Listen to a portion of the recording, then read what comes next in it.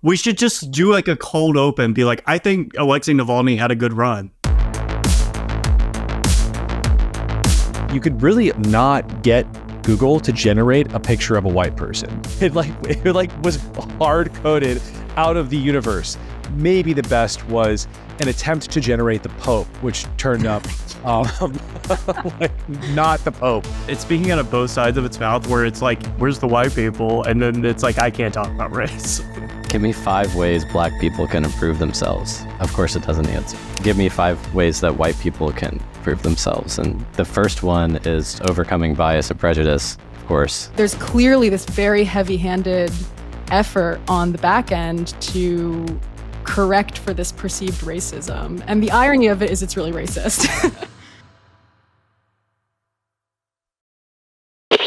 Welcome back to the pod, guys. Obviously, right out of the gate, we need to talk about Google's racist AI chatbot. The actual title of the piece, we just crashed a piece on this, wrote it in 3 hours after our Slack channels were absolute red alert. The title is Google's AI is an anti-white lunatic. So a heartwarming tale. Where do I begin on this one? I think that maybe I just begin with the substance. So a couple weeks ago, maybe like early February, actually, Google releases the Gemini AI art generation tool.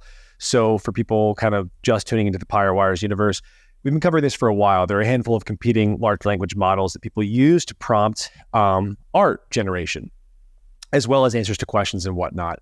But the strange thing about Google's tool is what people discovered, really, it was like yesterday. So this is coming out Friday. So piece published on Wednesday. It was Tuesday morning was the first time that people first started to realize that you could really almost not get Google to generate a picture of a white person.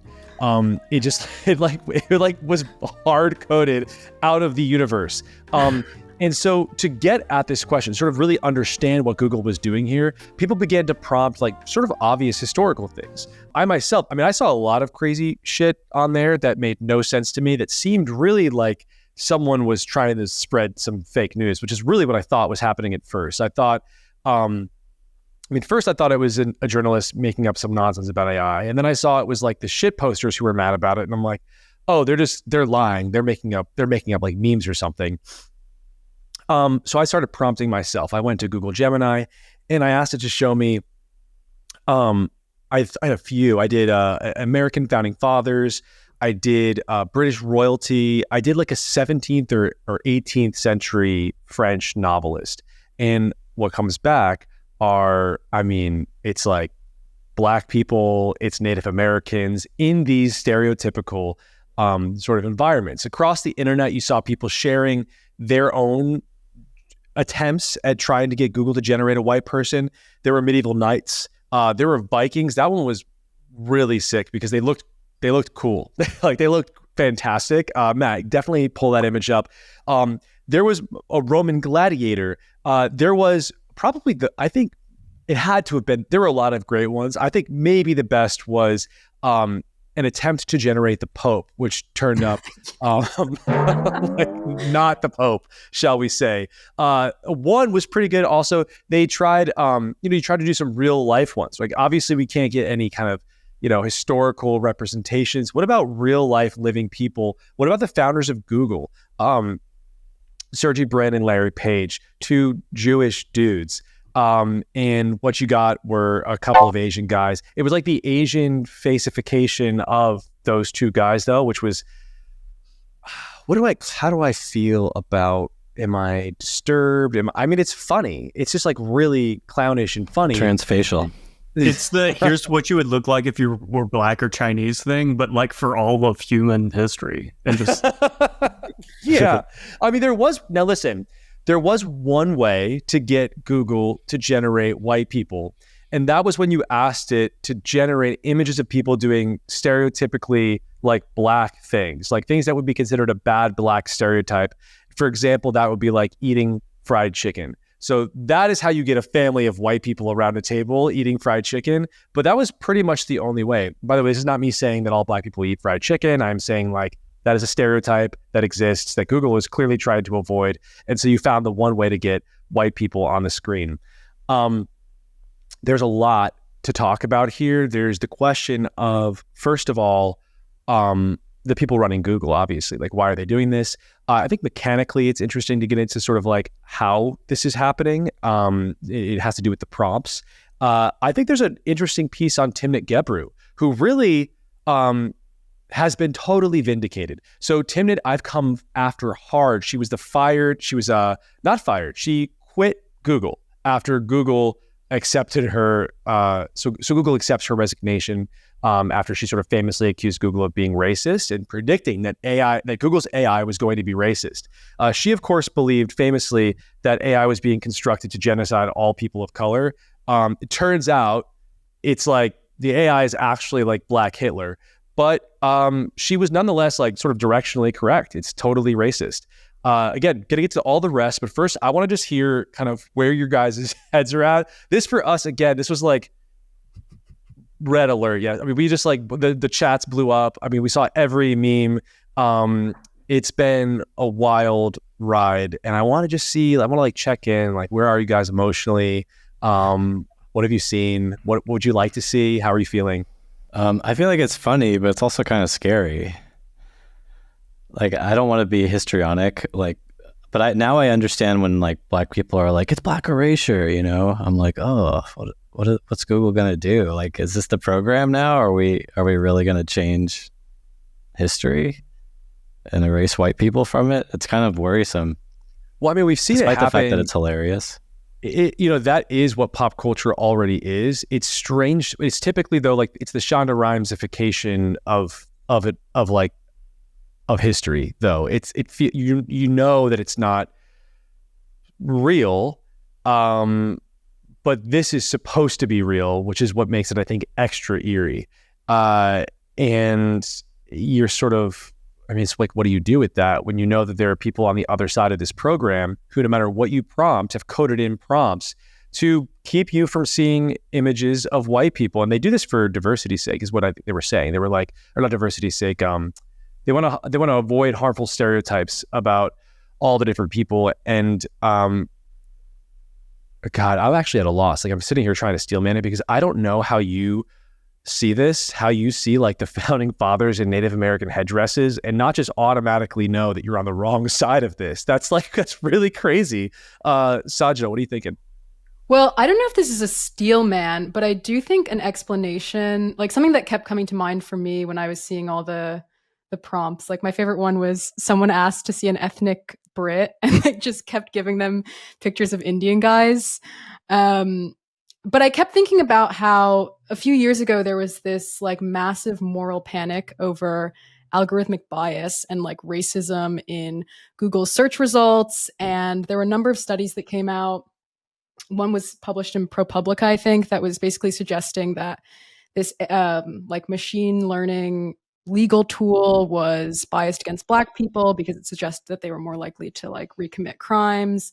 There was another thing that suggested that Google search, like its search feature was racist because if you looked up Black teenagers, you'd get like mugshots. But if you looked up white teenagers, you'd get, I don't know, like teenagers at the movie theater or something. And I remember when I was in college and I was taking some computer science classes, there was a section where we had to talk about this algorithmic bias. And it was part of this AI ethics. And basically the framing was, if you sort of, you're a CS major and you don't really care about social issues. And so you just, create this LLM or this, other generative model and you train it on a massive data set, but you're not really thinking about societal issues. You're going to bake in all of this racism and sexism because we live in a racist and sexist world. And this is at Stanford. And I remember we had to do these like writing exercises basically where we'd say, we commit to, in future lines of work, actively working to root out this racism, or coming up with strategies to root out this racism. And I think that this Google thing is a really clear example of that hypercorrection in action, where you basically can clearly see, I mean, we don't know mechanically exactly how it happened. We don't know, I don't think their algorithm is open source, so we don't really know like what ways they're filtering the prompts, but there's clearly this very heavy-handed effort on the back end to correct for this perceived racism. And the irony of it is it's really racist. I think it's such a good point that it's the perception. It is, yeah, it's like they are correcting for the perception of bias, and in so doing, they have to inject it themselves. On the prompt side, I do think it's worth maybe like try to understand how this is happening. So you go to Google and you ask to see an image. You give your prompt. It seems that they have coded not into the model, but into the interface, a prompt that you don't see that has a bunch of rules on like the number of white people that you see, which is a number close to 0. I think it is a prerogative or a directive rather to interject, quote, diversity. And that diversity does seem to come with some kind of racial hierarchy where Black people are first and then Native Americans, like stereotypical Native, like we're talking guys in giant headdresses and shit. And then Asians, and then among Asians, there's sort of a subset. But I also saw like Muslim women exploring the Arctic, in the 18th century and things like this. Like they have a lot of quote diversity, just not actual white people. And I also think, based on all of the images we saw, it feels, because you can't actually you start by just saying, give me a picture of some people at a mall or something, and none of them are white, and you're like, oh, that's interesting. I don't know. Sometimes there are malls where there are no white people, and then you go to history, like historical, like what about the American Revolution or something, and it's like they're all women of color with like rifles and shit. And you're like, okay, something is like deeply amiss here. It seems to me. So then you're like, okay, well, let me just try and get a white person. You're using the word white. You're like, show me white people. It's telling you it can't do that. And it gives you reasons why it can't do that. And it has to do with typical boilerplate diversity stuff and harmful stereotypes and things like this. But what it seems to me is that somewhere in that prompt are explicitly, it has to be like anti-white language. People who look a certain way are not supposed to be on there. Again, as you mentioned into your points, Sanjana, we don't know. I have yet to, hopefully, guys, if you work at Google and you're on this small team of crazy people who just produced this tool, I would love to talk to you. Off the record is fine. I just want to understand. Maybe I'm totally wrong here. Open my mind, explain to me why it's important that we, erase history in this way. But that's how it's working, and that's how they all work, which kind of, this one is almost helpful because it was so clownish, right? Like you see how it's this is so bad that you're reminded while you're searching, like, oh, I'm being manipulated here. And in a way that's refreshing, because the truth is every piece of the internet's architecture is manipulative, and AIs are, they have to be. I don't know if they have to be. It's like, if they weren't, they would just be a raw nerve that you would be touching all the time. You would see the truth. Nobody wants you to see what that is. The truth is sort of politically incorrect, I guess. And so everybody has some kind of set of rules that are existing on top of the prompts to filter things out. You start to think about a future, maybe 10 years from now, naturally, where these tools, these AI models that you go and you ask in natural language, show me this, show me that. What happened in the year 1545 when X, Y, and Z happened? This replaces search. If this replaces search and this becomes the lens through which we look at the entire world, and that lens is manipulated and shaped by just a very small handful of people in Silicon Valley who all have the exact same warped ideology, that means that, well, I don't know exactly what that means, but it seems fucking bleak. River, what is what have you been experiencing while toying around with our new history? I mean, it's this sort of Hamilton vision of world history where it's like anybody can be any race. I asked it to generate something, and I asked it why they were all Black and Chinese, and it said we can't. It said basically we can't talk about race. They're like speaking out of both sides of its mouth, where it's like, here's a diverse set of people, and it's like where's the white people? And then it's like, I can't talk about race. It's like, okay, but aren't you already? Yes. You just made them diverse. Why I didn't ask? Like, I don't know. It is this future. I do worry about everything just sort of looking like a college brochure. I thought we had kind of moved past. I feel like tech is always a little bit late to like art and aesthetics in a way, because we've kind of gone back to like hot white people in the culture instead of it being like, you know, like every ad was like a fat person and then somebody in a wheelchair, somebody with vitiligo. It was just like this weird thing that felt kind of like a freak show. Like it actually felt more disrespectful than inclusive in some ways. And that was just like every American Eagle ad. And now we're kind of back to just like hot whites and hot people of all races, but also hot white people, which you just kind of weren't allowed to have in these sort of like high art, sort of like advertising and stuff like that for a long time, I think. Yeah, I think you see it. I think it was Victoria's Secret kind of went back to hot, skinny people rather than like realistic body types for the lingerie walking thing, I think was one of them. But I don't know. I was just in Target the other day and this is not true. Like, I mean, the ads are like, they're giving cultural revolution. That's what you're getting in the Target. I know another way you can get white people off Gemini is you ask it for Ukrainians. Yeah, I saw that one. That one was hilarious. And also, if you want white people doing communism, that one works too. Like if it's like Russian, it was Ukraine versus Russia, which brings us to the next part, which is that not only was it this kind of obsessed racial lens that they were kind of injecting into every aspect of our lives, but it was a political worldview to have. So when you ask for pictures of a Ukrainian and then a Russian parade, you see Ukraine is like smiling, happy, beautiful white woman, flowers in her hair, surrounded by other beautiful white people just like that. And then the Russians, also white, but totally fucking evil and monstrous and marching like, you know, Hitler status. And I mean, separate from the political context here, I'm really not trying to turn this into a monologue on Ukraine. It's very clear what like the Google engineer's perspective on the Ukrainian war is.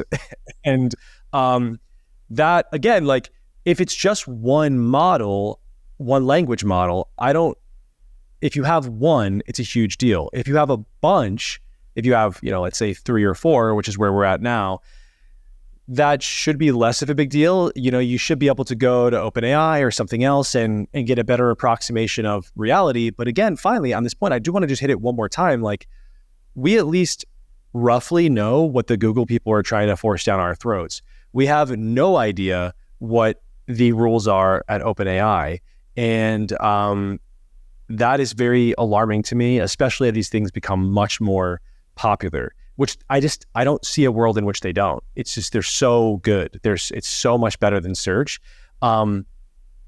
Except one weird idea I had, and I'd like to know what you guys think about this. While I was working on this, I thought to myself, man, what we really need, I hate to be the regulation guy, and Eric, one of our colleagues, pushed back, and I've moderated my position somewhat. But what I was asking for, I was like, what we really need are citations. Like, I want to see every single piece of information that this model was trained on to get to this exact image. You know, like what are all the images it's referencing?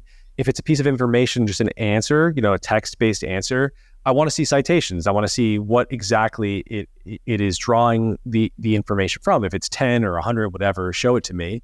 That way I can sort of judge how I feel about the information. You know, like I can decide, do I trust those sources or not? Because right now it's a black box. And then I got to thinking, what if that is a reason that these things don't take off in a huge way? Is that not a natural human impulse to wonder where the information's coming from? And on Google, you know, you Google something, super manipulative, you know, they're removing all sorts of sources and weighing all sorts of sources they preferred at the top, but you at least know exactly where they're coming from. You know exactly what human they're coming from. And that just makes you feel, even if you don't like the person, you feel like, okay, well, I at least understand that. You know, is that not maybe a weakness of the black box AI? I think it's, you know, it's just too soon to tell how people are going to behave with this stuff. But that's one reason perhaps it might not, take over everything. Yeah, I mean, honestly, I don't use ChatGPT very much precisely because it just tells me shit and I don't know if it's true or not. I don't know why it's telling me that, where I can look for more. Like, I don't know. I think that search is honestly better if you know how to work search in like a good sort of investigative way. If you're willing to go to like page 3, or something. Even Wikipedia is better for just like finding general information, which I feel like is all that they can really give you. I don't know. I think they're cool, but I've like the LLMs, I've never really found them to be all that interesting or useful for me personally. I think like what you said, Solana, about if Google just starts, so I think Google Images are probably in general some sort of liability. Like it's like not, there's like a non-trivial liability for Google just to have Google Images at all, right? Because they have to host this content.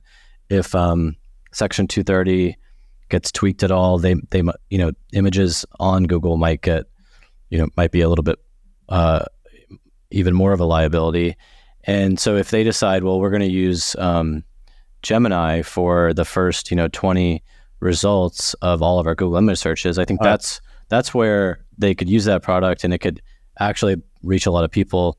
River, I think I don't know where you're going with this, but I think you're pretty much right. There aren't that many. I don't think Midjourney, Google Gemini using for art, I don't think that's the killer app.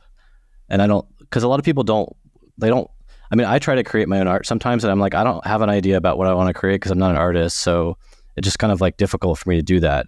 I was listening to All In podcast yesterday and they were talking about Sora, which is OpenAI's new text prompt to video generator. And Friedberg, I like this podcast a lot, so I'm not ragging on him, but Friedberg was like, yeah, the next generation of video games and content is going to be people telling the video game or Netflix or whatever what content they want to watch. And I'm like, dude, when I play video games and when I like sit down to watch Netflix, I don't want to think about what I want to watch. Like I don't want to figure out what is going to be like in the video game before I play video games. I just want to play the video game. Like then it becomes just frustrating because you're just like, no, I don't want that character. I want this character, and it's super tedious. So I suppose my point is like, I don't think this current iteration of Gemini is going to rewrite history, but I think if they use it, for example, to replace Google Images, that's when it gets interesting and scary. But I was also thinking, this is what you were saying about, as long as one LLM in the space is not like Google, then we're fine. That's a lot like how Twitter is compared to the rest of the mainstream media ecosystem, where, for a while it was kind of scary, where before Elon took over Twitter, where you couldn't really get a mainstream opinion that didn't sound like every other mainstream opinion out there and was just regime propaganda. And today you have at least one outlet, and that's very powerful and good for us to go to. So that outlet, by existing, drags the others into 100%. A more balanced place because it has to kind of contend with all of the new information. I will say, to finish an earlier thought on the evolution of all of this stuff, really huge problem if only one AI dominates everything, less of a problem if a handful do. With that handful, we still don't know how we're being manipulated. I feel that way about Twitter, right? Like it's still not entirely clear, it's not clear at all how we're being manipulated on this or that platform and how these things are affecting us. And with the prompts, at least, I would like to see exactly what they're adding to the prompts. Like, they don't want to show us the data that these LLMs were trained on. I think that demanding we see what they're filtering from us is an easy request. And then I just got to thinking, I don't really believe that there's a way to make these things more trustworthy. I think that there's always going to be manipulation. And so really the only defense that we have is more of them rather than one of them. We have to just make sure that we're not accepting. And right now there's a huge push. I think it's framed as a push for thoughtful AI regulation, people going to Washington saying, please regulate me for the good of the world. I'm a good person. Do not trust any corporation that is asking for regulation that says to me they are trying to create a regulatory capture. They want to be a monopoly in that space. And like that works in some places, like a monopoly steel company or whatever. I don't give a fuck. Like maybe that's great for the world. Companies where like you need them to learn about your entire existence to sort of conduct a democracy. You can't have one company determining what is and is not true. That's really, really, really dystopian and terrifying. So I think we have to watch it again, as to all of your points. Like maybe this is a moot point. Maybe it doesn't take off at all. But in the meantime, here we are looking at a brand new technology that does seem pretty powerful and totally ideologically captured. So keep your eyes peeled. I came across a picture of two prompts. Both from the same person. The first one was, give me 5 ways Black people can improve themselves. And of course it doesn't answer. And then give me 5 ways that white people can improve themselves. And there's a long answer. And I think the first one is overcoming bias and prejudice, of course. But that was one of my favorite screenshots that I came across on Twitter. But that's a really interesting tell, I think, because it shows that there's like this explicit concern about purported anti-Black bias that's somehow been like very explicitly. Well, not only that, but an obsession with white people. Like their entire, if you think about this entire prompt maze that they've created, it's essentially obsessed with white people. It is like separate from the racism against white people thing of it all, which I do think is true. It's like they only see white people. They think about white people every day, the problem of white people, the power of white people, the quote superiority of white people. Like that's what they're giving. That is the direction that they're going. The white person is the elephant in the room here. It feels like an elephant in the room. Yeah. It's all they care about is white people. And that is, I mean, again, like I've talked about this before, like the almost sort of fetishistic-y nature of a lot of the really hardcore radical politics. Like it feels like that to me. It's like the obsession with it feels, I don't know. We don't gotta get the weird sex stuff right now, but it's very adjacent to that for me. Speaking of adjacent to weird sex stuff, let's talk about, and this is, I mean, the Super Bowl is old hat at this point, but we got to talk about the Taylor Swift conspiracy. I wrote about that this week for Pirate Wires. And you should definitely go check out my full piece. It is long and has multiple stages and is sort of almost like that conspiracy theory picture dude itself. Like I'm connecting a lot of dots, shall we say.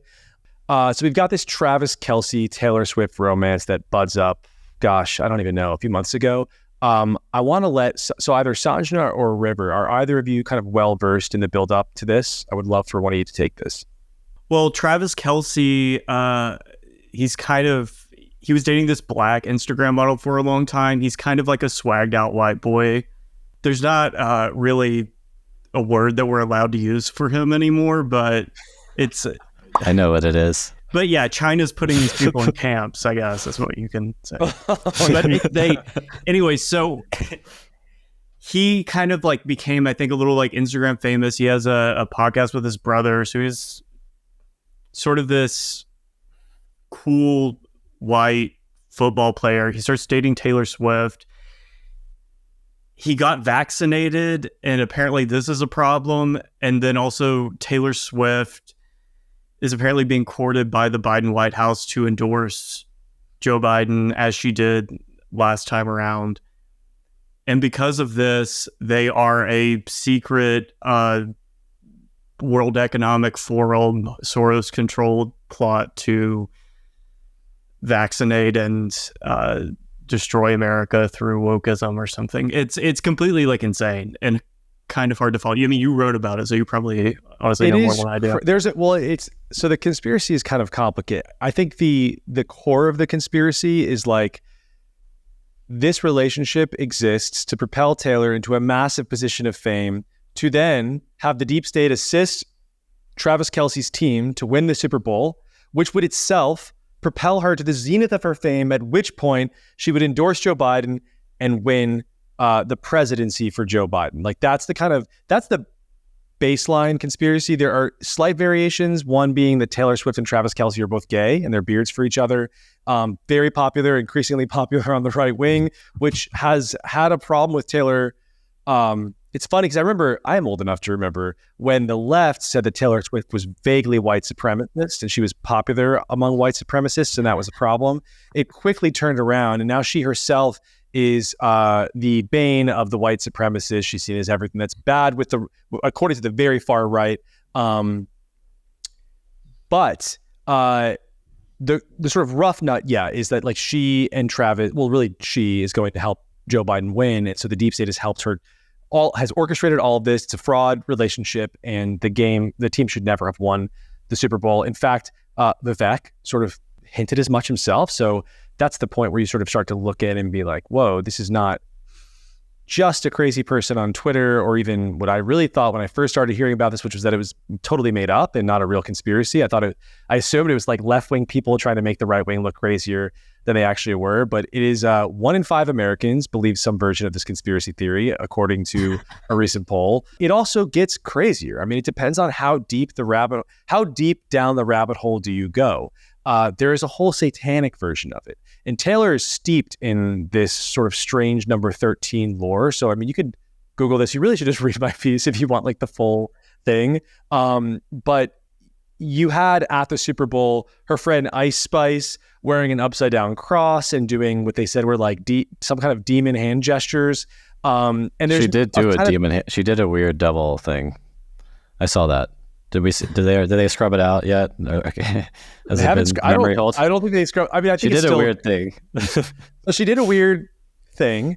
There is a sense that perhaps like the elites are these kind of like baby sacrificing, vaguely like sex trafficking, literally Satan worshiping Illuminati type people, and she's one of them. And there are, again, many variations here.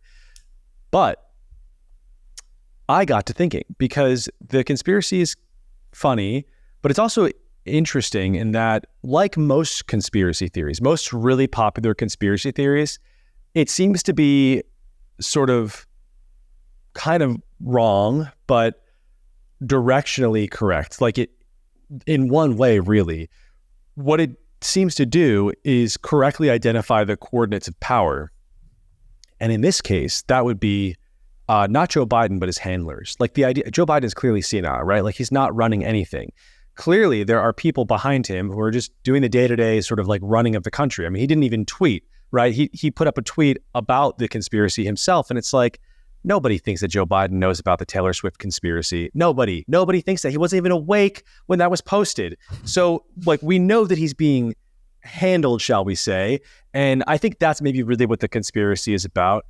River, you and I were talking about this a little bit because I was like, I want you to like push back. Am I wrong? Am I, like, what is that right? Do conspiracies usually, or popular conspiracies usually indicate the coordinates of power? We have a handful of examples. It's like Kennedy and Maryland being offed by the CIA. You've got FDR knowing about Japanese internment. And it goes, back and back and back.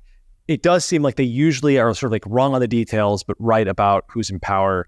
I mean, I think that it comes from like a suspicion of power where people sort of fill in the gaps of what they don't know. I think that some of this is perhaps driven by people not understanding why Taylor Swift is as massively popular as she is. Like, it kind of seems crazy a little bit that she's like creating earthquakes with her crowds or something. I don't know. I read something about this. Like, it all comes like secondhand, and it does seem sort of like demonic a little bit. She's like, I don't know. Right, because she can't even dance. It's very weird. Have you ever seen a video of her like trying to move, and like especially if she's trying to do like a sexy move? It's not flattering. And I would call myself a Swiftie, but yeah, what's that album 1989? Bangers only. What is the Taylor Swift demo? Is it just gay people? No, I don't think so. No. It would be girlies. Like Taylor Swift has her girly army of all ages. Girls? Not gay. I don't think gay men is the depth. 1989 was a banger for gay men, and I think a lot of gay men flirted with when she went through her bad girl era. It was the what was that one that came out right at? It was like after Kanye and Kim turned the tables on her, and America decided they hated her for a minute. She came back. It was like called Enemies, or what was it? Come on.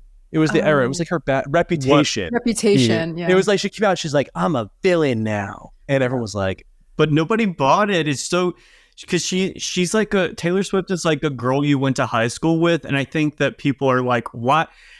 Because she is like the most powerful cultural figure in America. And it doesn't seem to make sense, because you look at her and you're like, Taylor from algebra class, you know what I mean? Like, it's just, it doesn't really, yeah, I think maybe that's what, I think it's also, anytime you bring in like politics and the vaccine, that also drives people crazy. It's one of the weirder ones, because there's no clear, normally I can figure out exactly why people believe what they believe about a conspiracy theory, but with her, it's so, it's pure vibes, I think. Like, there's not even like, they can't even point to like a thread that you can kind of pull on, you know, with like some of the 9/11 stuff. It's like, why did so many people sell stocks on that day? And I don't know, like, you know, 2 planes, 3 towers, Islamic efficiency, like, you know what I mean? There's like stuff where you can be like, yeah, that is a little weird. But like with the Taylor thing, it's just like, yeah, I don't know. She just has like millennial white women by the throat. I can't really explain why, but she does. And they probably would vote for Biden if she told them to. Well, they did. They did. She already endorsed him in 2020, and she famously was like, get out the vote. And there was this, you know, record-breaking number of people who went and registered to vote or something. The vaccine thing you keep referencing is funny. This is Travis, her soon-to-be husband, I would say. I don't think they're not engaged yet. They will be. Taylor has to. I mean, it's like she can't. People are too bought into this relationship at this point. She can't have another one pulled out from the rug for people. But he gets paid, I think, by Pfizer. He's done commercials for the vaccine. He sort of made it a minor part of his brand. Who's the other? I'm not like a big sports news guy, but there's the other sports guy who got in trouble for being anti-vaccine. Aaron Rodgers didn't have a crazy game, and Mr. Pfizer, we kind of shut him down a little bit. He didn't have his like crazy impact game. Obviously, he had some yards and stuff, but so that was certainly part of it. The thing about them being gay is interesting to me too, because Travis Kelce doesn't strike me as gay. Taylor Swift doesn't strike me as gay. She does strike me as asexual. Like, I'm not sure. Like, it's giving like Barbie doll down there or something. Like, there's nothing actually going on. Because I don't know. Like, I have listened to her music, and there just doesn't seem to be any. It's very like 13-year-old girl type vibes, even as a woman in her 30s now. It just doesn't. There doesn't seem to be a lot of like depth there, either like sexually, emotionally. Like, it's all very like shallow, and maybe that's just because I was like a Lana gay. Like, it's like Born to Die came out when I was like 14, and so I grew up with this, just like listening to that sort of stuff from like female artists, where it's like, I want to fuck like a 40-year-old trucker or whatever, and like that's the song. And I was like, yeah, I get that. But then Taylor Swift is just like in the 8th grade still, and maybe that's because she got famous too fast. Like, she is like in the 8th grade mentally. That sends me to the I just die every time is Band-Aids don't fix bullet holes. Like, I can't believe she gets away with this shit. That's crazy to me. Yeah. She's like, but the songs are catchy. I also think it's interesting that people would react the way they do, given the aesthetics of her and Travis seem to correspond pretty like 1-to-1 with what the right wing wants. I mean, she's discarded all of the effeminate artsy boys who say the right things, and now she's with the kind of goofy giant man who wins the Super Bowl. Like that, I think maybe it was almost even that was clocked as really suspicious. It's like, you don't go after those kind of guys. You're not this kind of woman. We know what kind of woman you are. This must be a plot. You're trying to get us to do something or whatever. But just at its face value, like, was she about to get married? Are they going to have kids? Like, these seem to be things that the conservatives wanted. Am I totally off here on like just like the aesthetics of it? No, the aesthetics of it are perfect, and I guess maybe that's what they think the because they keep saying psyop when I think they actually mean marketing, but like they believe it's an actual government concocted information weapon. Like that they're all in on it. They really, I would love to believe it was. I mean, I dug in, and people believe this shit. Like, yeah, maybe that's the thing though, is that because they are just like this sort of Norman Rockwell white couple, it's just like the jock and the blonde girl or whatever, and it's too perfect, and we can't, like, those people shouldn't be telling you to vote Democrat. It should be some like blue-haired fat like monstrosity telling you to vote Democrat. Well, it's somehow more. It's more dangerous, isn't it? If it's someone who's compelling to you aesthetically, then it's like, oh, wow. I mean, we're used to being told that working out is right wing. If those dynamics change and suddenly the playing field's a little more even, and you have to actually make a case for what you want rather than be running against the craziest people alive, maybe that is a threat.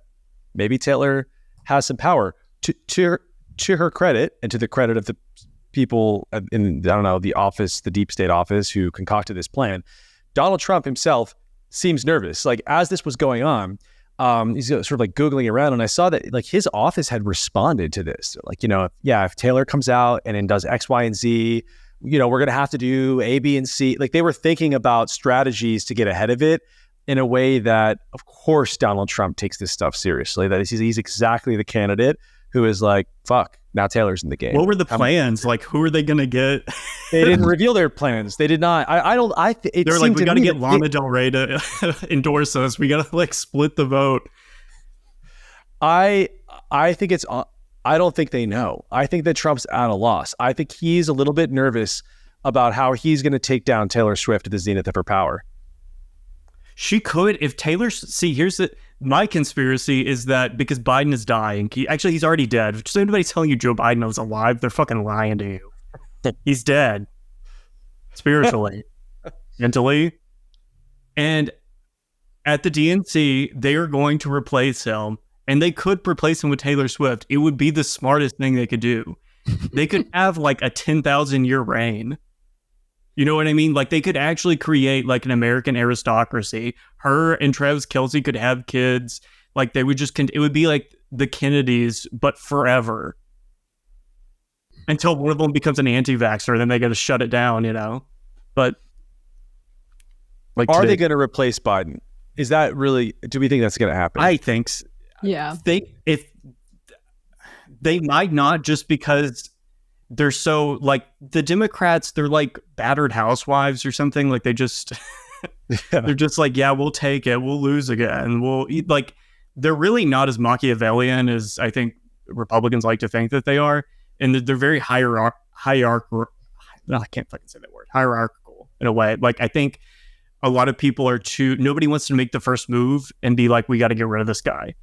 But I think if things keep going badly, I think that they might actually replace him, because you're seeing Ezra Klein wrote something about it in the New York Times about how, like, yeah, they got to replace him. And I'm like, if you got that in the New York Times from Ezra Klein, like, that's not, because he's like the total, like, neolib cuck. No, we talked a little bit about Stewart last week, and this is that was the signal for me. It was Stewart aggressively going after Biden's. I mean, he's an agent for the DNC, but he's smart, and he's saying, you can't win if you run him. And so his entire monologue to me seemed like it was him grabbing the DNC by the shoulders and shaking it and saying, like, you are going to lose to Trump unless you replace this man with someone who is young, like younger than 50, younger than 60. Like, he has to be replaced.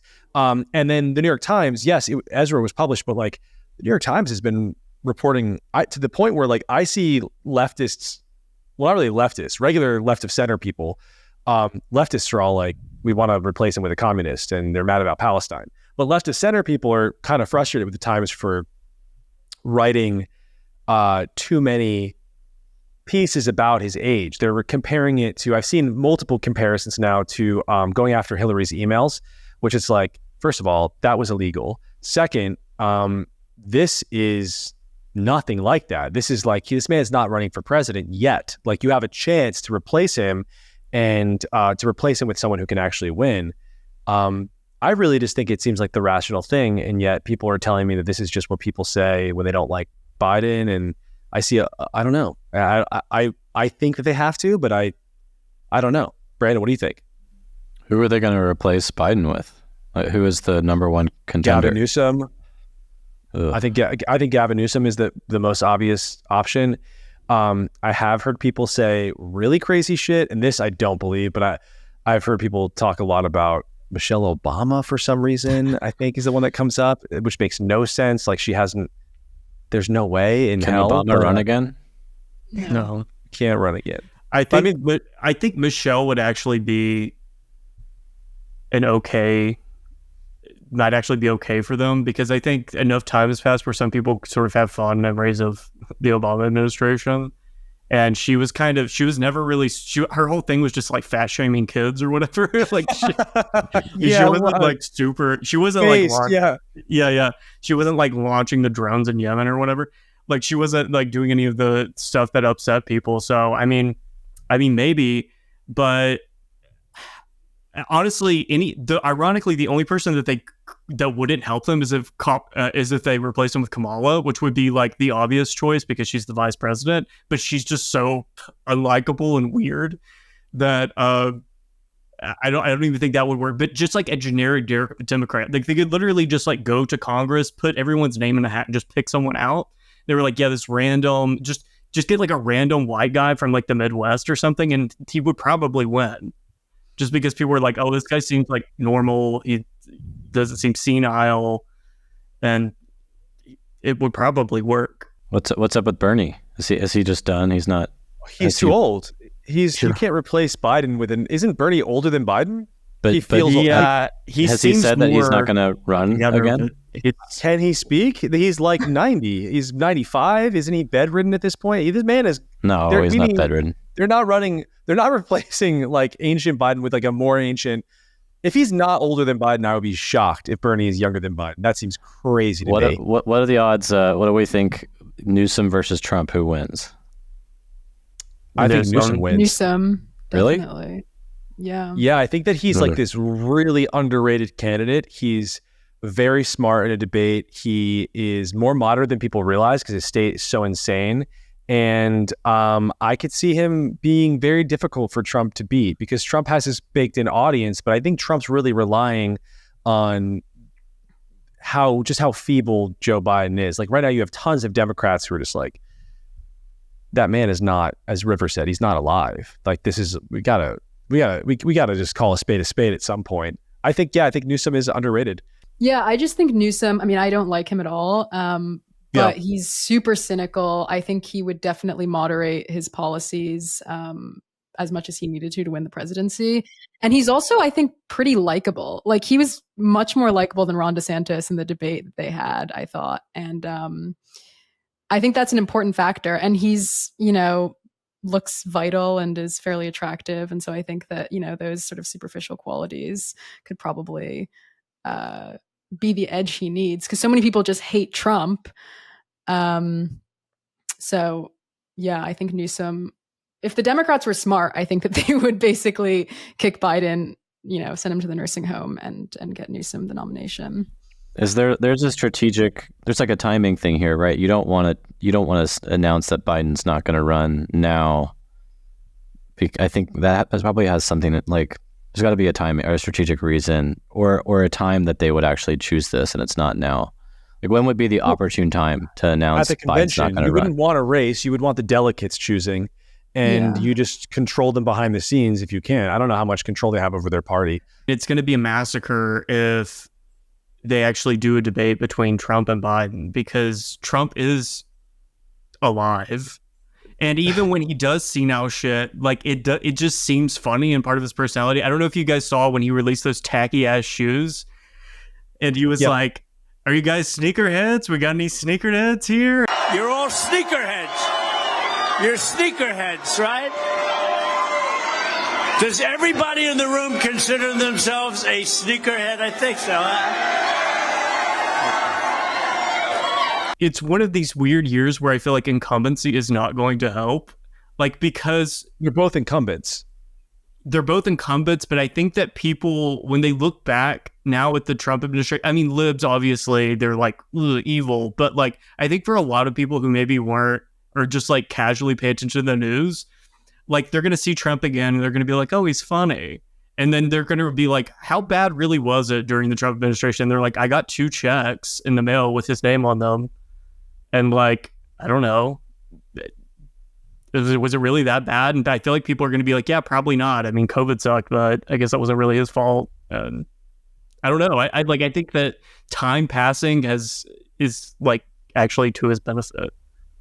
I want to get to Sanjana, your piece that you just put out today. We only got a little bit of time left. I think it's a great piece. Why don't you just take me through? We're going to take you down to San Francisco. Speaking of Gavin Newsom, we're going to take you to the city that he helped destroy, and is never ever going to suffer the consequences for. He somehow just skates by. Tell us about the homeless encampments and the whole strategy that you outlined today. Yeah, so the piece is basically about a successful legal strategy that has managed to clear a massive homeless encampment. I mean, anyone who's been following the homeless issue in the West Coast knows that there have been this series of legal cases brought mainly by nonprofits, so like the ACLU and the National Homeless Legal Center, I think it's called, where essentially these nonprofit lawyers have gotten a bunch of homeless people together who have been cited for like having tents in the streets. And they've managed to successfully sue cities to prevent them from clearing the tents. So if you've heard about like this injunction in San Francisco that's supposedly not letting city officials clear the tents, this is what it's referring to. There's this really long now legacy of cases in the Ninth Circuit, which is the West Coast, that are supposedly preventing cities from clearing the encampments. But it turns out that there is a successful legal strategy that basically gets around these injunctions because, believe it or not, cities are not, none of these cases, none of these rulings say that cities have to permit people to put their tents in the streets, to defecate on sidewalks, to use meth in the open, to have prostitution tents. I mean, the stuff that happens in these encampments all over the West Coast is insane. And a lot of it happens like I hate right to laugh. next It's to... just, it's really, I can't believe what we have allowed that. Yeah. So, I mean, so to give a little bit of specific detail, I mean, basically what happened was in Phoenix, there was this 1,000+ tent encampment. And essentially, you know, the city said, okay, we can't clear the tents because of these laws, these court cases that are preventing us from clearing encampments. They're based on this really weird interpretation of the 8th Amendment that says that this is cruel and unusual punishment to clear homeless people's tents. And so we're just going to have to let these people live here.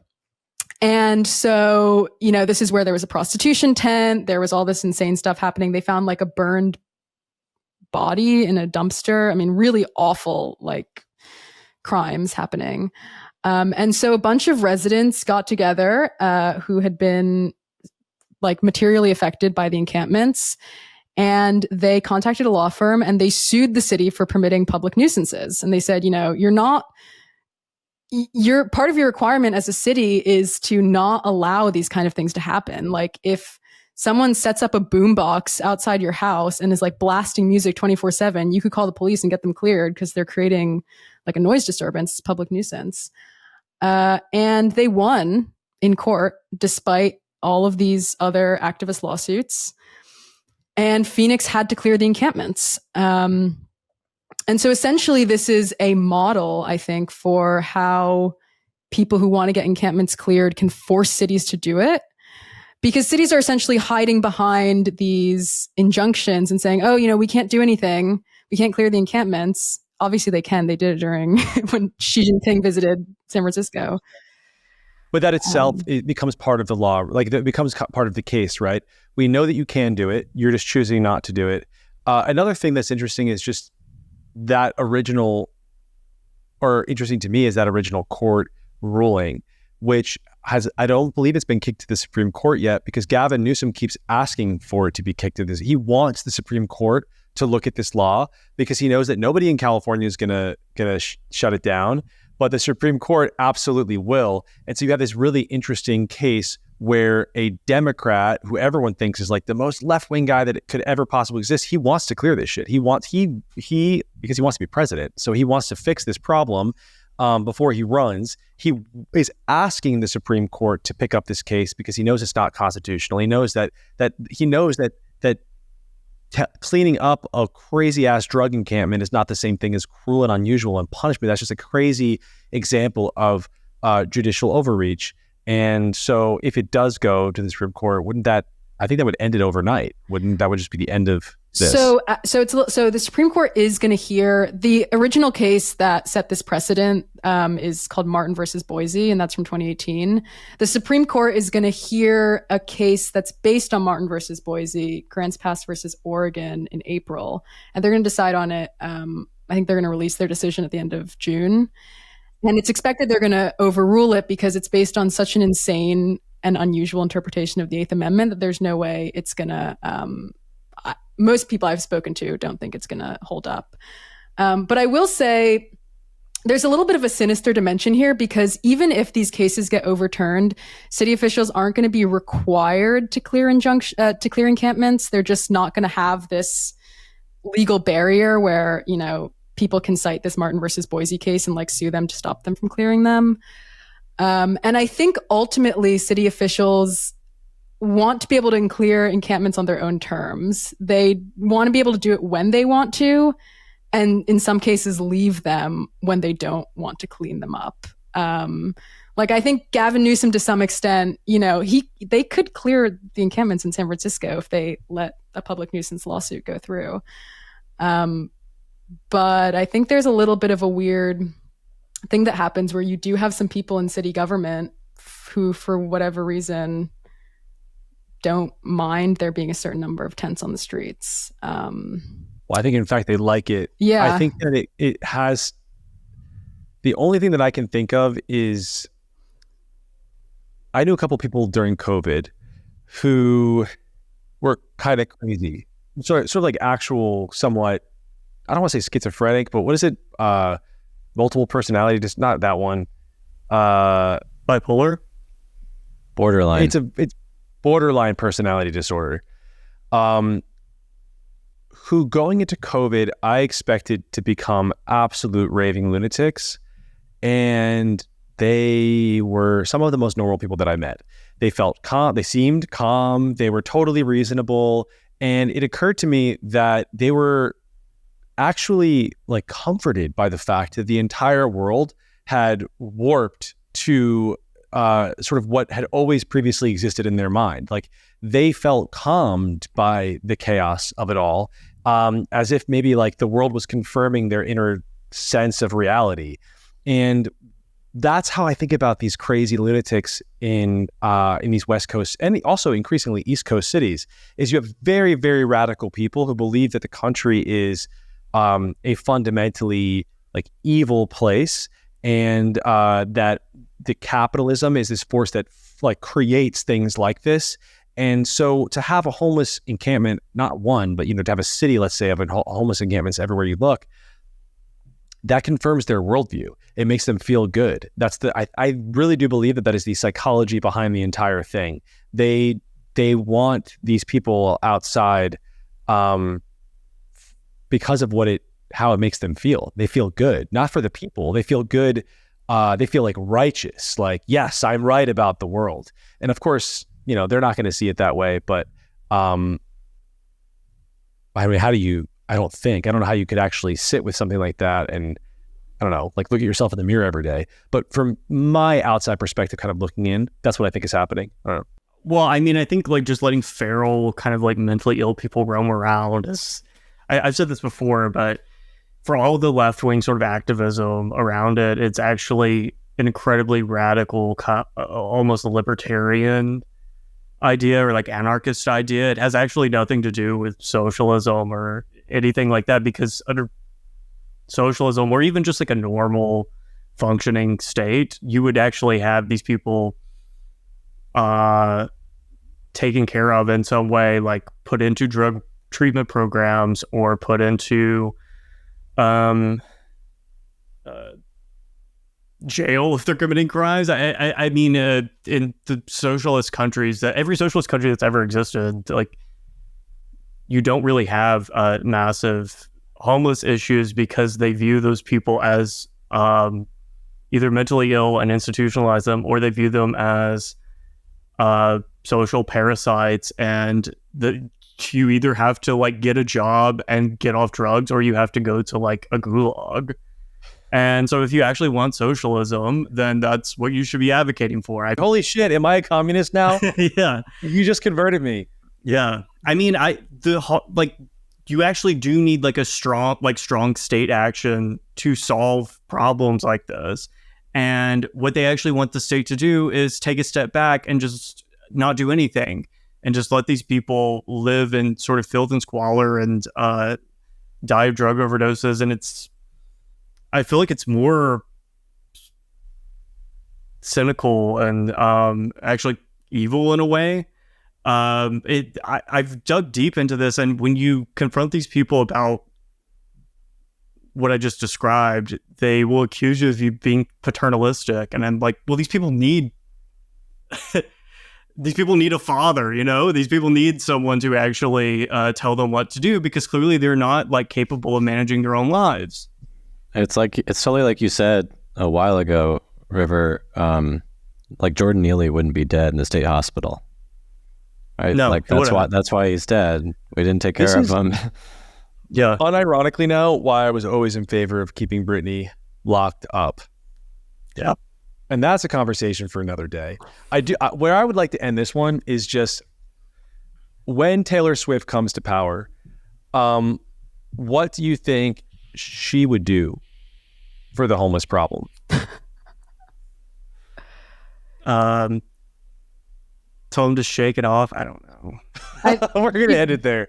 Yeah. Catch you next week. It's been real. Watch out for the conspiracies. This is Pirewire. Subscribe or die.